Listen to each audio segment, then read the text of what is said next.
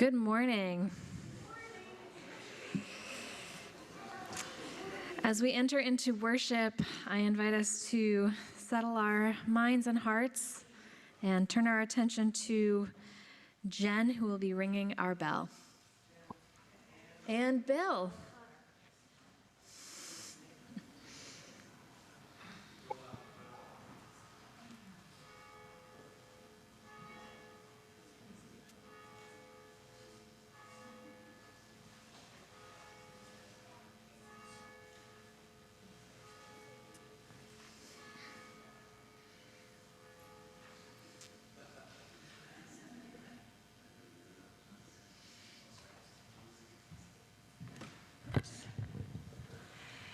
Good morning.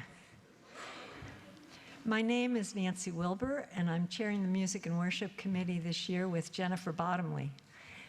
And I would really like to welcome you this morning. As we enter into worship, we bring with us all the sorrows and joys of our week, and we know that we are held in loving community. Here we are reminded that we are part of something larger than ourselves. Here we seek to counter oppression, to work for healing and justice in a bruised and broken world. Here we invite all of you to bring your perspectives, your beliefs and doubts, and all that is unique and wondrous about you, and there is a lot, to our service. In the spirit of love, all are welcome here. For those joining us in person, a few things you might want to know. Our congregation is mask optional.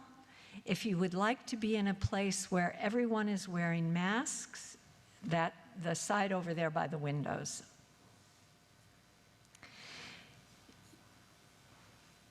You can use the QR codes at either entrance to pull up the order of service on your phone or take one of the large print copies available at either entrance. Our service is being recorded today and will be available on YouTube later.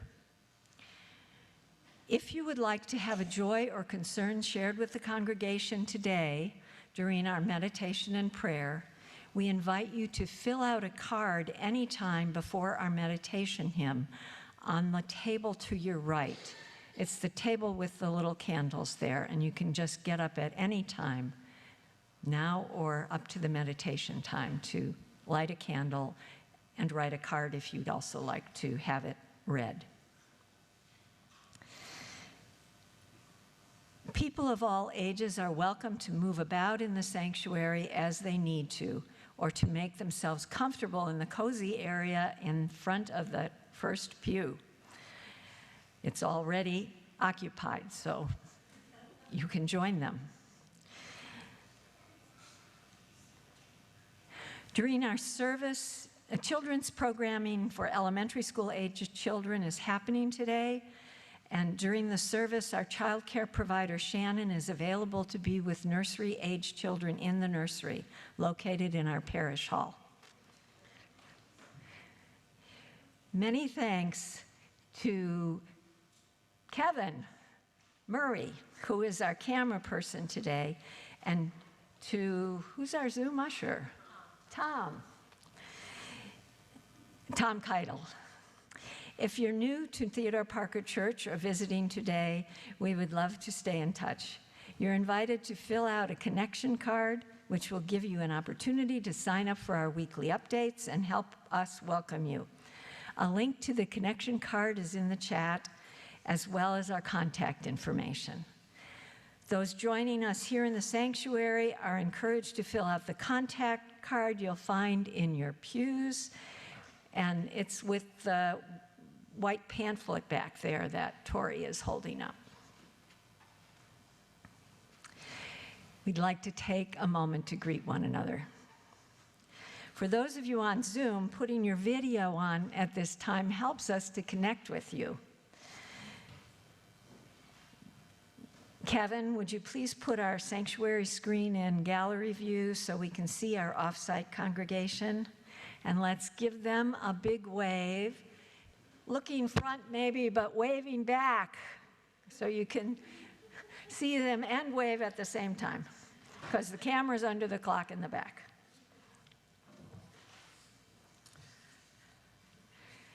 And let's continue to greet each other. If online, you might want to post a hello to others in the chat. And if you are here in the sanctuary, we invite you to greet one another and say good morning. And please ask for consent before you offer a hug or a handshake. Please greet one another. And move around a bit.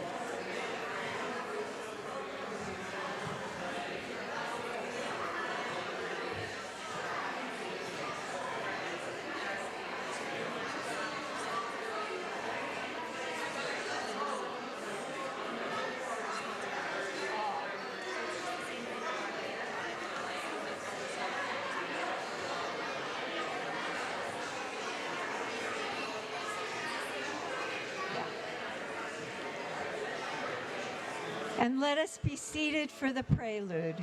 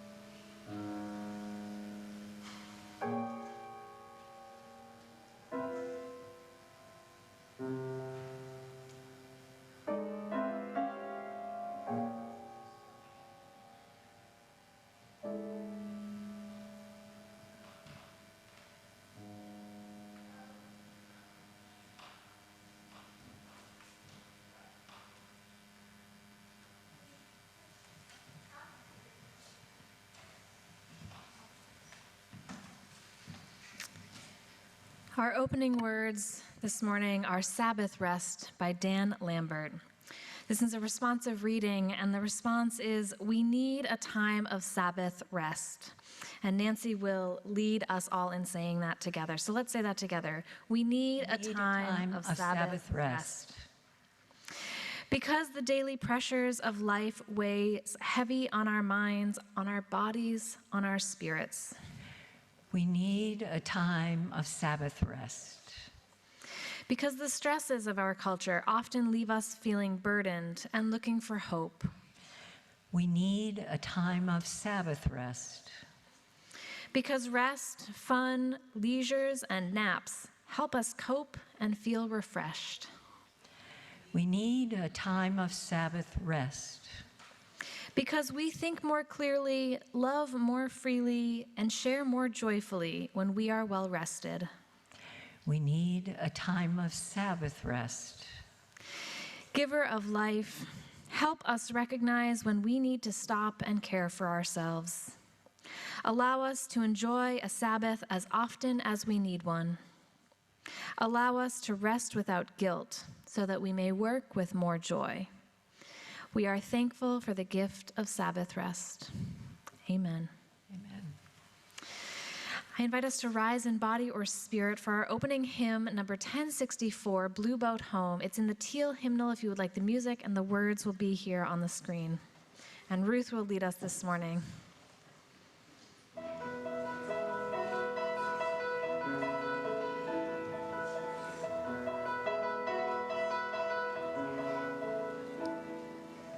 Lo me, I feel no motion, standing on these mountains and plains, far away from the rolling ocean.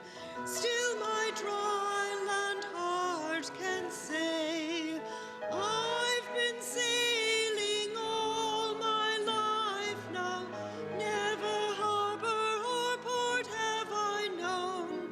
The wide universe is the ocean I traveled, and the earth is my blue boat home.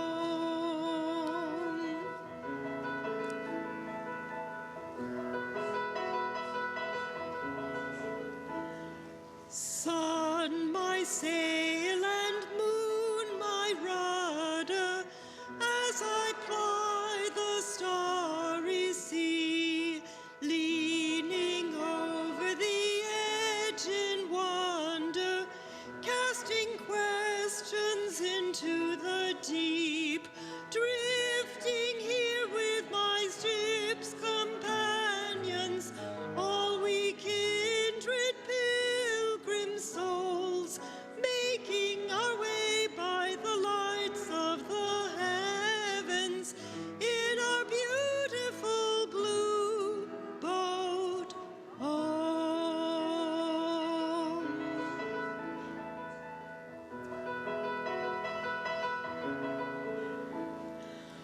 I give thanks to the waves upholding me, hail the great wide urging me on, greet the infinite sea before me, cast the sigh my sailor's song. I was born upon the fathoms, never harbor or port have I known. The wide universe is the ocean I travel, and the earth is my blue boat home.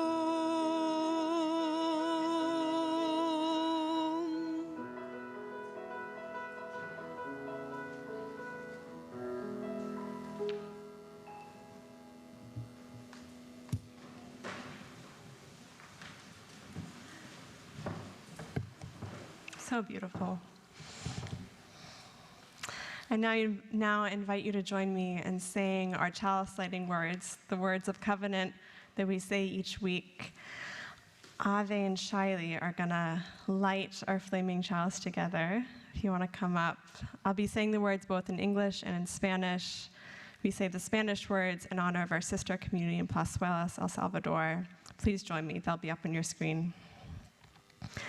Love is the spirit of this church, and service is its prayer.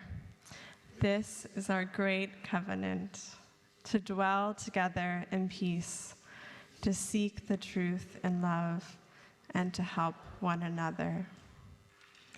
El amor es el espíritu de esta iglesia, y el servicio es nuestra oración.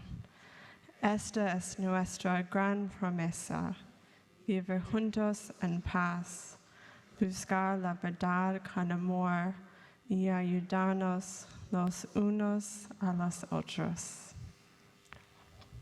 Kind of move down there for the next part.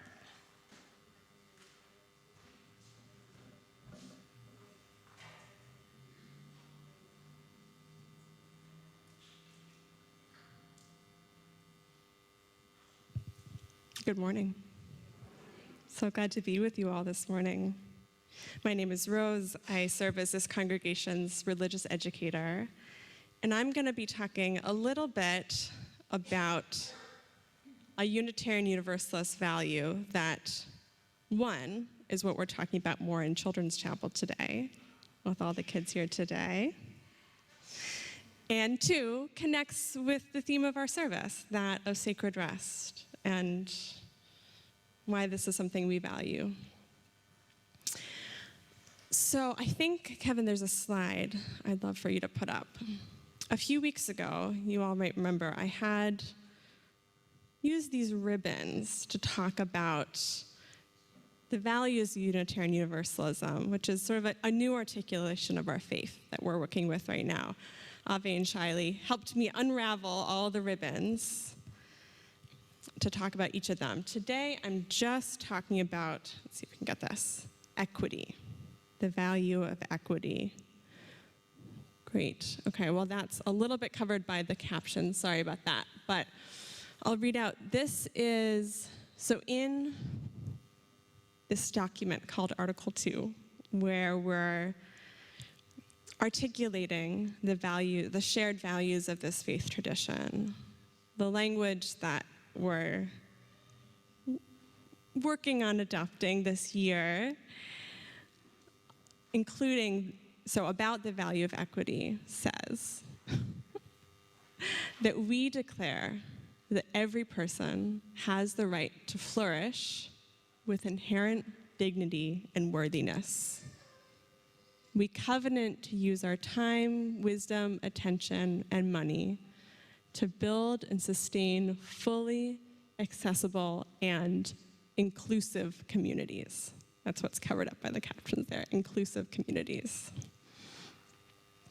Some of these phrases might look familiar to you if you know the Unitarian Universalist principles that we've used for a long time, particularly the phrase inherent dignity and worthiness. For a long time, we've talked about how one of the things we hold most dear is the belief in the inherent worth and dignity, inherent dignity and worthiness, all the same thing, of each and every person. So I have a question for you all. What does the word inherent mean? Anyone have an idea? Tori. Built in, that's a great definition. Anyone else? Have any of the kids heard that word before? Inherent? Maybe. Rudy, yeah.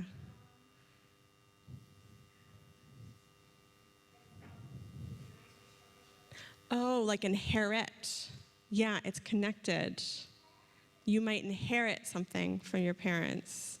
Inherent is very connected to that. It's a bit more focused on what each of us have, as Tori said, built in, without having to do anything or be anything different than exactly as we are. Anything that we are is inherent to us. Some other words we might use to describe that is permanent, essential, sort of a characteristic of each person is something that's inherent to them. So the reason why I'm bringing up that and defining that word a little bit more is because I think that's a really important part of this phrase, that each person has inherent dignity and worthiness. That doesn't mean that once you do a good thing in the world, you're worthy or have dignity, or if you do a bad thing, then maybe you have to earn that back. It means that no matter what you do, just for being who you are, you have inherent worth and dignity.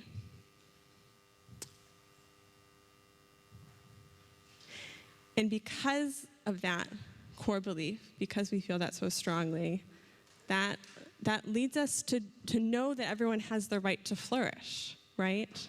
If you are inherently worthy, then you deserve to have access to the full capacity of your life, everything that comes along with that, right?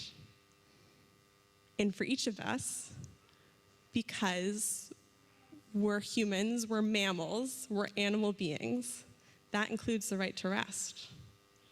Each of us need rest to live our full lives, to flourish as fully as we can. It's not separate or optional. And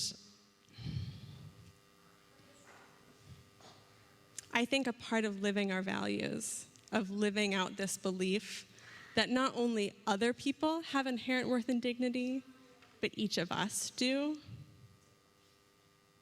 means valuing the rest, feeling its sacredness, feeling how much each of us deserve it in our lives. That's really all I have to say to you all this morning. Just a reminder of this connection between what our values are and the theme of today's service. So I just invite you to keep that in mind as we talk about this sacredness of rest, why it's important to us, that there is this connection between each of us affirming each other's inherent dignity and worthiness, and each of us affirming our own inherent dignity and worthiness. Okay. With all of that in mind, I'm going to invite any kids here today to join me by the door, go through the Parish Hall for Children's Chapel, talk a little bit more about all of this. Thank you all. Please sing them out with me.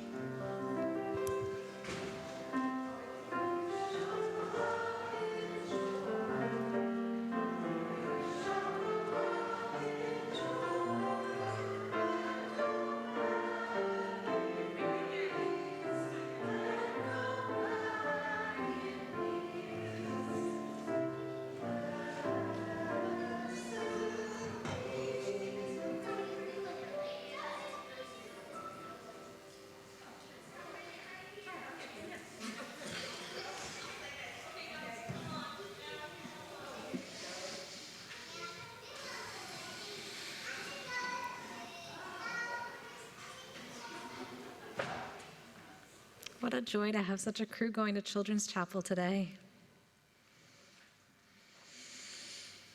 Friends, as we deepen into this space of meditation and prayer, I invite you to come into this moment here and now, to feel the earth's gentle gravity pushing back, holding us up,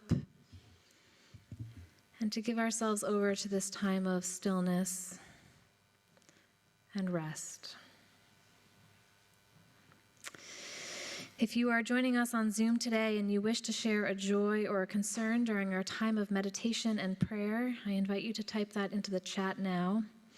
And as Nancy said earlier, if you're joining us in person and you wish to fill out a card during the meditation hymn, there's cards right here to be read during the service. You can also light a silent candle at any time before, during, or after the service.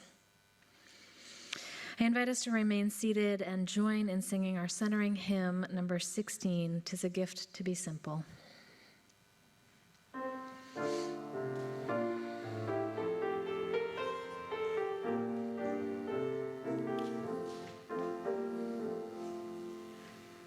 "'Tis a gift to be simple, 'tis a gift to be free, 'tis a gift to come down where you ought to be. And when we find ourselves in the place just right, 'twill be in the valley of love and delight. When true simplicity is gained, to bow and to bend we shan't be ashamed, but turn will be our delight, till by turning we come round right."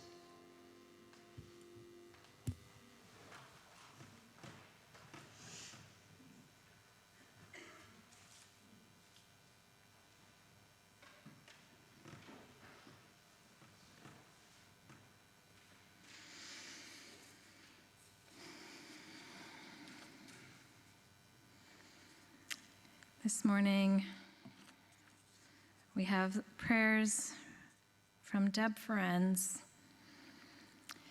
a sorrow for all of the people in Palestine and Israel.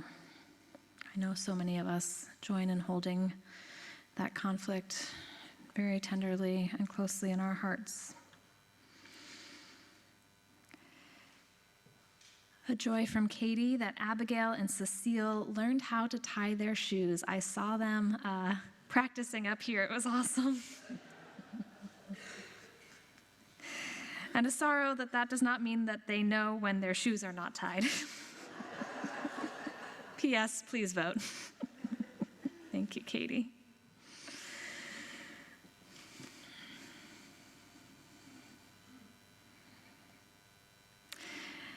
And from Meredith joining us online, I'd like to share a concern for my sister who has difficult health challenges. For all of these joys and concerns and those we hold in our hearts, I will light a candle.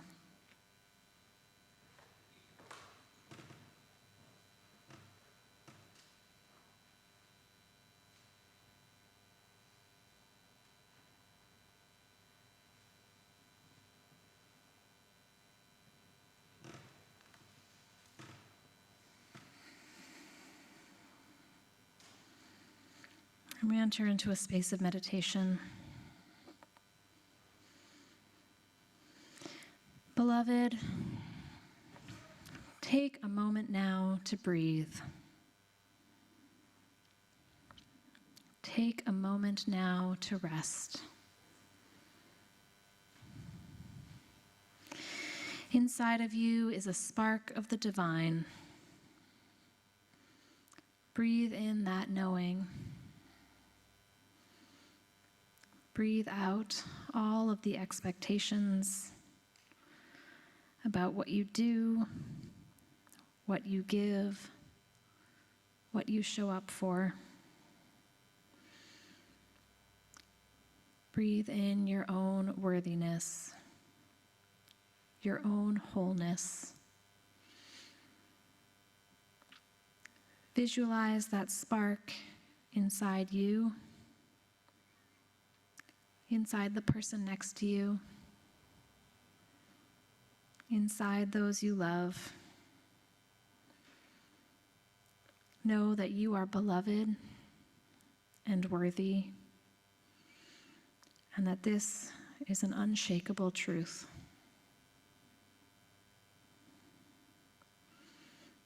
Together we rest into several moments of shared silence.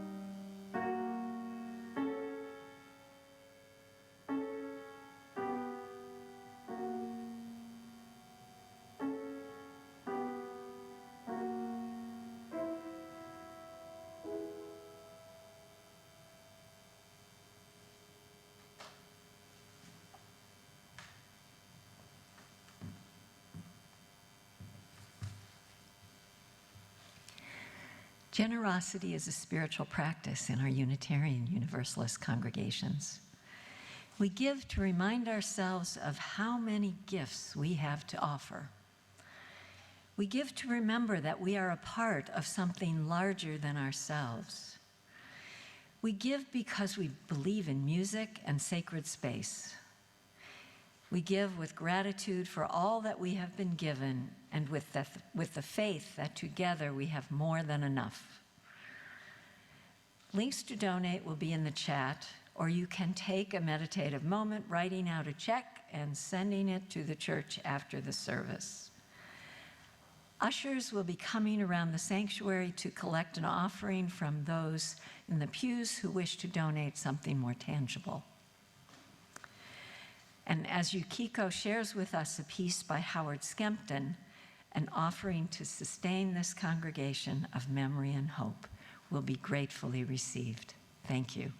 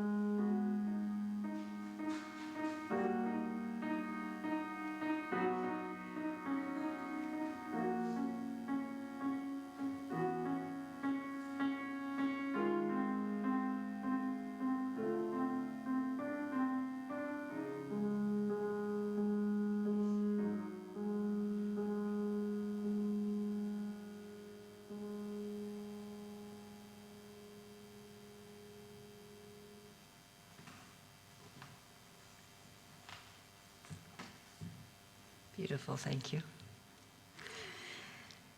Our reading for today is by Tricia Hershey, and it's called Rest is Resistance.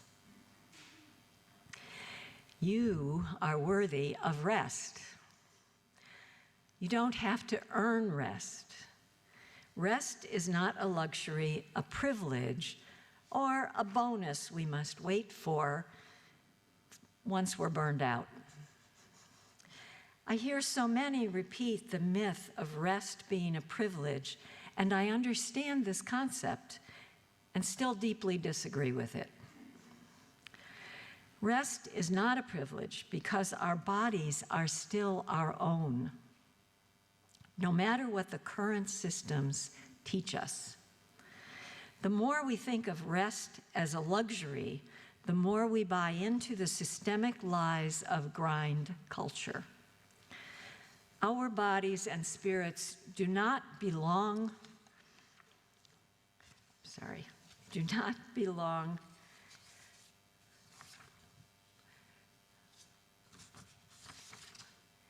Well, they don't belong to capitalism, I can tell you that.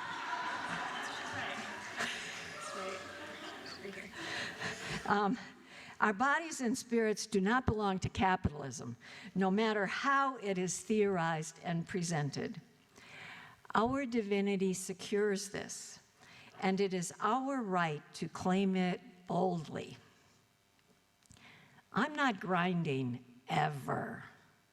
I trust the Creator and my ancestors to always make space for my gifts and talents without needing to work myself into exhaustion. Thank you.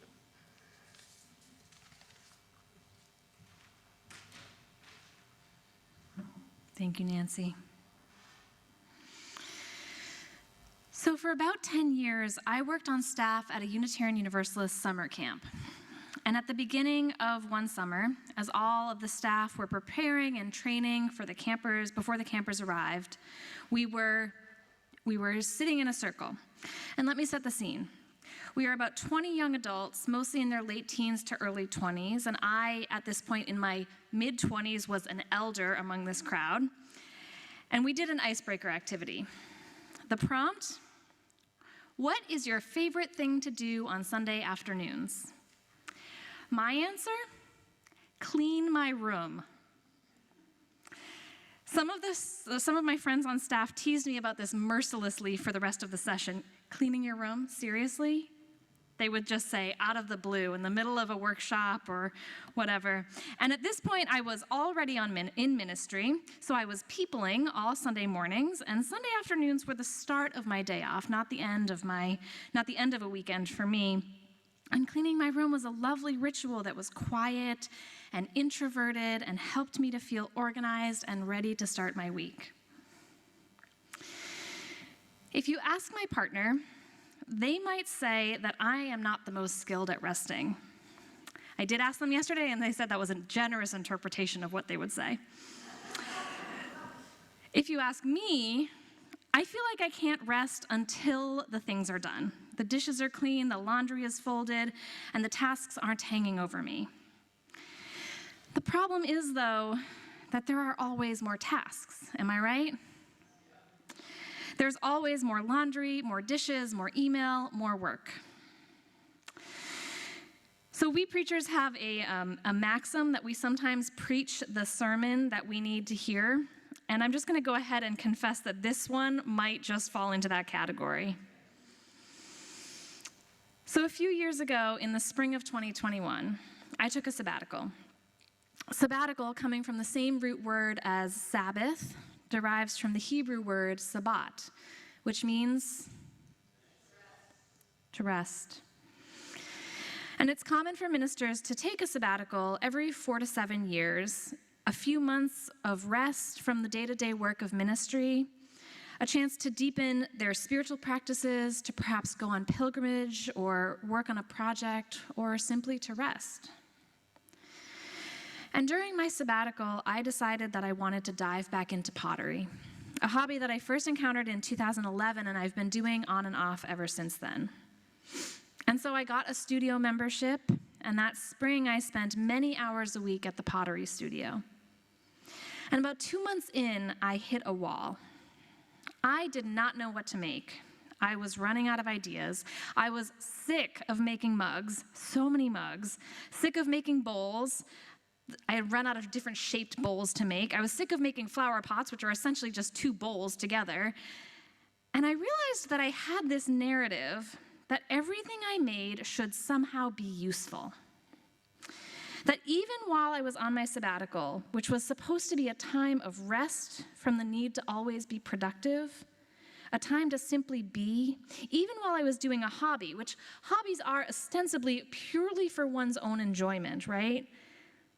I realized that I had internalized this idea that if I wasn't making something somehow useful, it wasn't worth making at all. And this moment of realization was so striking to me, because when I stopped to think about it, this was not an idea I wanted to perpetuate. I believe that art and beauty are inherently worthy for their own sake, that they enrich our lives simply by their existence, not because of some utilitarian value. And so in part, because I was trying to break myself out of this mindset, I started to make whimsical little fairy houses to go in my garden for the rest of my time. Friends, we live in a culture that too often ties our worth to our productivity. A culture that says we are what we produce, that busyness is next to godliness, that there is a moral goodness in being overscheduled and overworked and exhausted. Tricia Hersey, the founder of something called the Nap Ministry, who we heard in our reading, wrote a book called Rest is Resistance. Hersey is a Black artist and poet and theologian and a community organizer. and she draws the connection between exhaustion and racial and social justice. She argues that rest is a form of resistance to white supremacy culture and capitalism. She points out that in the context of slavery, enslaved Africans were kept sleep-deprived as a form of control, and that within the context of an economic system that too often values profits over people, that our bodies are seen as tools, as machines that produce goods. And she says, therefore, that our bodies are also a site of liberation, that reclaiming our bodies as things that deserve rest, not merely as tools for productivity, can help us to connect to our inherent divinity and resist what she calls grind culture, the intersection between white supremacy and capitalism. And in resisting grind culture through rest, we can heal and invent and reimagine new ways of being in the world. We can begin to embody a more healed world where human beings are valued for their inherent worth rather than for their production. And as Hersey says, rest is radical because it disrupts the lie that we are not doing enough. It shouts, no, that is a lie. I am enough. I am worthy now and always because I am here. The Rest is Resistance movement is a connection and a path back to our true nature. We are stripped down to who we really were before the terror of capitalism and white supremacy. We are enough. We are divine. Our bodies don't belong to these toxic systems. Our spirits know better.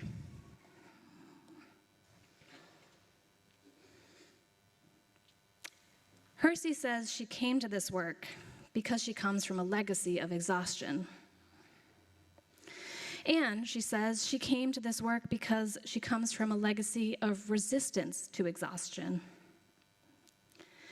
She tells the story of her grandmother, Ora, who rested her eyes for 30 minutes every day. She would sit on her couch and meditate, though they didn't call it that, in an attempt to find peace in the midst of Jim Crow-era racism and raising 8 children. Hersey says her commitment to resting her eyes every day for 30 minutes was radical. Her ability to demand space to just be was a form of resistance. So many religious traditions have a commitment to rest, to time to just be, not to do. The Judeo-Christian scriptures say, remember the Sabbath and keep it holy. And there is so much beautiful writing about the importance of Sabbath that comes from these traditions. Barbara Brown Taylor, an Episcopal priest and author, writes in her book, An Altar in the World, about the importance of Sabbath. And she talks about a vision for what Sabbath could be in our lives. She writes, at least one day in every 7, pull off the road and park the car in the garage. Close the door to the tool shed and turn off the computer. Stay home, not because you are sick, but because you are well. Talk someone you love into being well with you. Take a nap, a walk, an hour for lunch. Test the premise that you are worth more than what you produce, that even if you spend one whole day being good for nothing, you would still be precious in God's eyes. That when you get anxious, and when you get anxious because you are convinced that this is not so, remember that your own conviction is not required. This is a commandment. Your worth has already been established, even when you are not working. The purpose of the commandment is to woo you to the same truth. Even if you spent one whole day being good for nothing, you would still be precious in God's sight. Your worth has already been established, even when you are not working. This idea certainly resonates with my own Unitarian Universalist faith, though I might use different words to say a similar thing. that our worth is inherent as Rose reminded us, meaning permanent and unchangeable, unaffected by what you do or don't do, unaffected by how much money you make, or what clothes you wear, or what identities you hold, unaffected by how busy you are or how not busy you are. And when we take the time to slow down, to honor our need for rest, we are embodying the belief, that countercultural notion that you do not need to do anything to be valuable and worthwhile and lovable. And while Barbara Brown Taylor might advocate for a full day a week of Sabbath time, Tricia Hersey says that resting can look like an ethos of slowing down, of connecting and reimagining. She says that rest can look like small amounts of time practiced daily. It can look like closing your eyes for 10 minutes, taking a longer shower in silence, meditating, daydreaming, sipping warm tea, taking a 20-minute nap, praying, doing yoga, taking a break from social media, taking a bath, not immediately responding to texts or emails, taking a walk in nature, making art, playing instruments. And she encourages people to incorporate rest into our daily lives, to train ourselves out of the mindset of grind culture until it becomes a habit and part of our very foundation. You may, like me, feel compelled by the words of civil rights activist Ella Baker, who said, "We who believe in freedom cannot rest until it comes." And in recent years, I have been so grateful for the activists and organizers who have taught me the concept of taking shifts in the movement. That sometimes we show up for protests and sometimes we show up in other ways, in behind the scenes work or in financial support. And sometimes we don't show up because we are showing up for something else in our lives, our children or our mental health or another commitment. That in our lives there will be seasons and shifts and cycles, and that we are not serving the movement, we are not serving the world we are trying to bring into existence if we are chronically burnt out.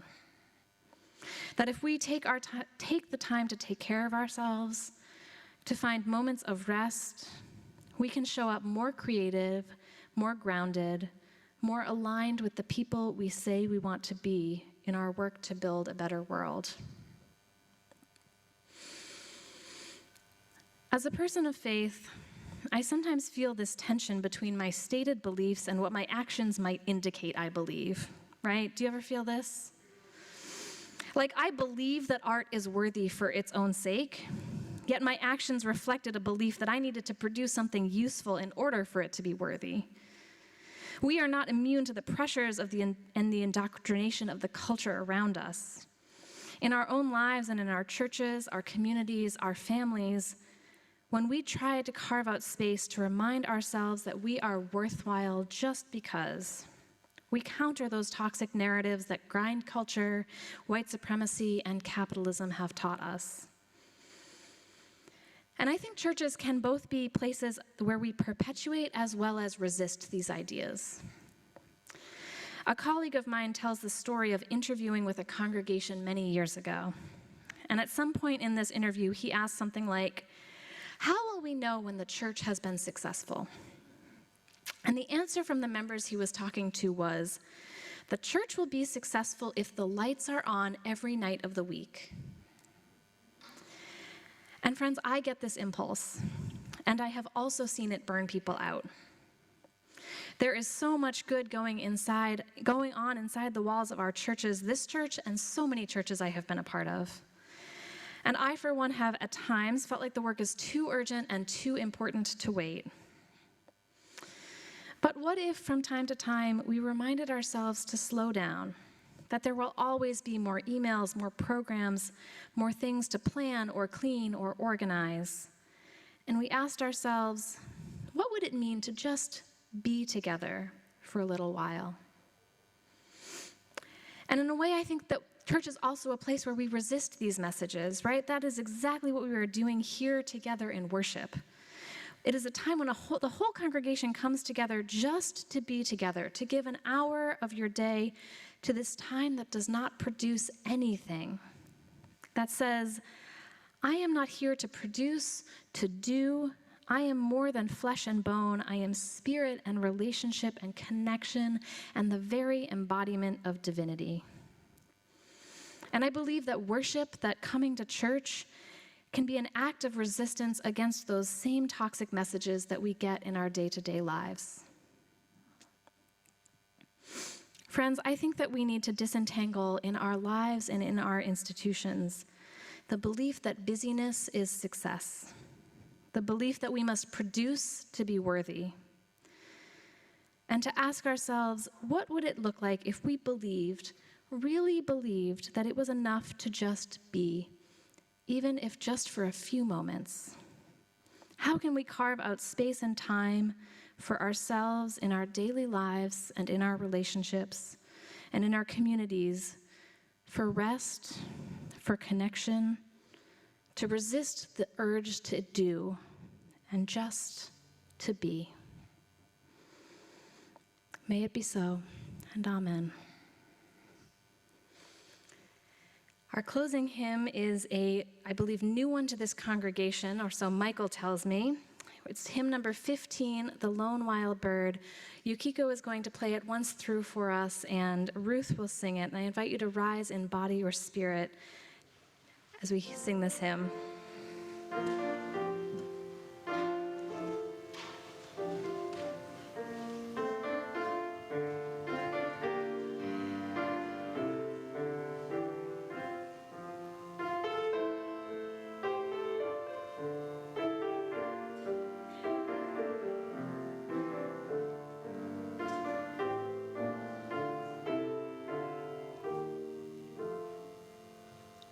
The lone wild bird in lofty flight is still with thee, nor leaves thy sight. And I am thine, I rest in thee. Great Spirit, come and rest in me. The ends of earth are in thy hand, the skies dark, deep, and far off land. And I am thine, I rest in thee. Great Spirit, come and rest in me.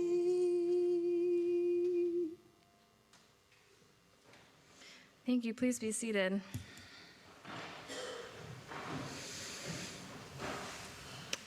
Before we close, just a few announcements and invitations. I invite you to stay today for coffee hour in our parish hall next door, and if you're joining on Zoom, to stay for our breakout rooms to say hello. Today at noon, there will be a gathering in the parlor led by Kevin Murray to discuss how people who are interested in taking support about what is happening in Israel and Palestine might work together and how we might support one another. For the Winter Fair, which is coming up on November 18th, there will be a sign-up genius for roles and tasks. Please keep an eye out for this on TPC Talks if you would like to sign up to volunteer in the next few days. The sign-up genius will be coming out, so please keep an eye out for that. And finally, next week, November 12th, from 12 to 1:30, Rose and I will be leading a workshop on Transgender and Gender Identity 101, talking about the evolving landscape of gender identity and how, as a congregation, we can be more inclusive and welcoming to non-binary, transgender, and gender non-conforming people. It will be a workshop of information, conversation, and questions and answers. So please join us next Sunday. Our closing words are excerpted from a poem titled "We Are Worthy" by Alandria Williams. Alandria was a Black organizer and Unitarian Universalist who died in 2020, and he was a joyful presence and an indomitable force in our Unitarian Universalist community and beyond. A righteous organizer for justice and liberation who inspired so many, including myself. He wrote, We are worthy not because of what we produce, but because of who we are. We are divine bodies of light and darkness. You are worthy not because of what you offer, not because of what is in your mind, not for the support you give others, not for what you give at all. You are worthy and whole just because. May it be so, and amen.